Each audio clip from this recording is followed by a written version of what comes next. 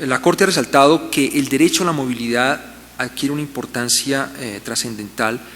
en las personas con discapacidad.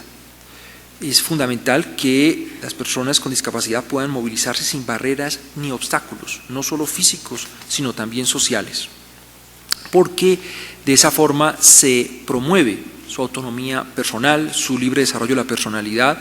y la posibilidad de que cada persona desarrolle libremente su propio proyecto de vida. En relación con la accesibilidad, por ejemplo, al sistema público de transporte,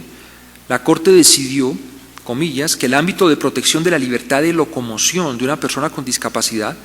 comprende la posibilidad de acceder al sistema de transporte público básico de una ciudad en condiciones de igualdad, es decir, sin tener que soportar limitaciones que supongan cargas excesivas. Así lo dijo la Corte en la sentencia T-595 de 2002, en la cual la Corte tuvo que resolver una tutela en la cual se invocaban los derechos a la libertad de locomoción y a la igualdad de una persona con discapacidad. En este caso, en razón a la discapacidad, la persona no podía finalmente acceder al sistema de Transmilenio. La Corte ordenó a Transmilenio, en Bogotá, que en el término máximo de 2 años, a partir de la notificación de la sentencia, diseñara un plan orientado a garantizar el acceso del accionante al sistema de transporte público básico en Bogotá, sin tener que soportar limitaciones que supongan cargas excesivas, y que una vez diseñado el plan, iniciara inmediatamente el proceso de ejecución de conformidad con un cronograma incluido en el propio plan. Además, la Corte ordenó a Transmilenio que le informara periódicamente al tutelante, dado que al momento en que presentó la tutela pertenecía a la Junta Directiva de Ascopar, del avance en la ejecución del plan, para que tanto él como la Asociación Colombiana para el Desarrollo de las Personas con Discapacidad pudiera participar en las fases de diseño, ejecución y evaluación del mismo plan. Este es uno de los primeros casos en los cuales la Corte introdujo innovaciones jurisprudenciales muy importantes. En primer lugar, la Corte señaló que las libertades básicas tienen una dimensión prestacional. En el debate colombiano se ha afirmado que solo los derechos sociales implican costos económicos o implican de parte del Estado el deber de actuar, de adoptar medidas positivas que impliquen gasto público. En esta sentencia la Corte dijo que esa clasificación entre derechos prestacionales y derechos no prestacionales era equivocada, que aún las libertades básicas, como la libertad de locomoción, tenían una dimensión prestacional, y en este caso esa dimensión prestacional se manifestaba en que el sistema de Transmilenio tenía que adoptar un plan, tenía que gastar unos recursos para asegurar que personas con discapacidad tuvieran acceso a dicho sistema. Ese es un avance jurisprudencial muy importante que luego se ha reflejado y ha tenido un impacto en otros ámbitos, inclusive ámbitos en los cuales el tutelante no es una persona en condiciones de discapacidad. Segundo avance muy importante en esta sentencia es el de involucrar a las organizaciones de la sociedad civil interesadas en una decisión tomada por la Corte en un proceso de participación en el cual la organización de la sociedad civil, en este caso Ascopar, puede tener una voz en el diseño, ejecución y evaluación de un plan que va a estar encaminado a proteger los derechos por los cuales ha venido trabajando esa asociación. Es una orden de participación en la medida en que la Corte ha entendido que en una democracia participativa el goce efectivo de los derechos depende de tratar dignamente y de escuchar la voz de los interesados en asegurar el cumplimiento de un derecho. Ese paso también muy importante se dio en esta sentencia y luego ha tenido repercusiones en ámbitos muy distintos, como puede ser la propia sentencia sobre los desplazados, conocida por ustedes, o la sentencia T-760-2008 sobre la protección del goce efectivo del derecho a la salud. La Corte Constitucional ha sido enfática en proteger el derecho al trabajo de las personas con discapacidades de varios enfoques. En primer lugar, a partir de la defensa de la igualdad y la eliminación de todas las formas de discriminación. En segundo lugar, a partir de la estabilidad laboral reforzada de las personas con discapacidad, un concepto construido por la propia Corte. Como manifestación del primer enfoque cabe citar la sentencia C076 de 2006, en la cual la Corte afirmó que constituía una discriminación injustificada e inconstitucional impedir a las personas con sordera o ceguera acceder al cargo de notario público.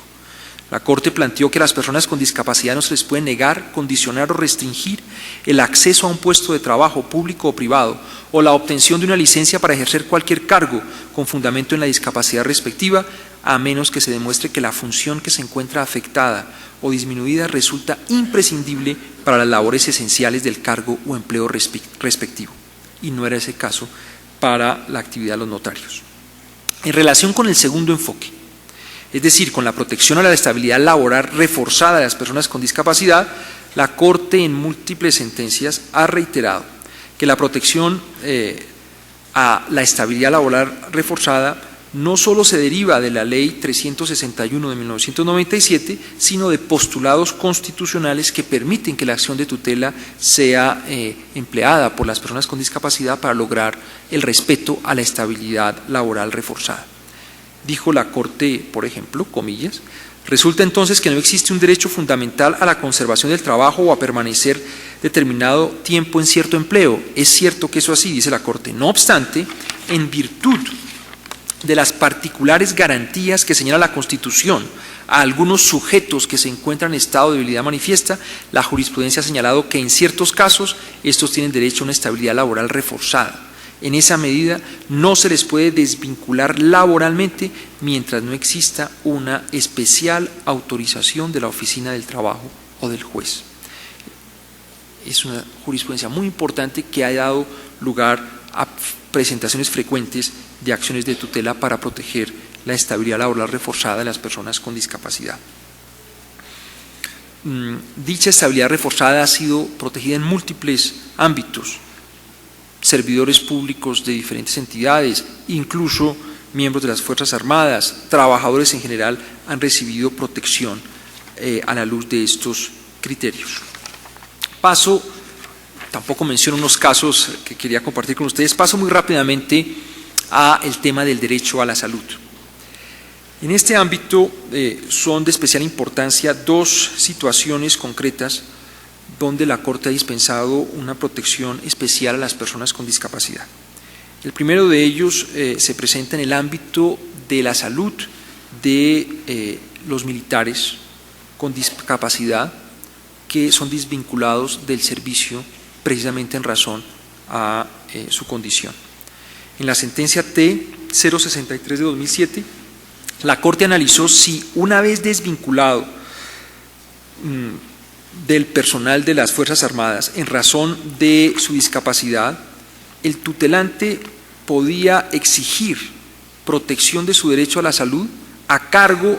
no del sistema general de protección, sino de los subsistemas de salud especializados que existen en el Ejército o en la Policía Nacional.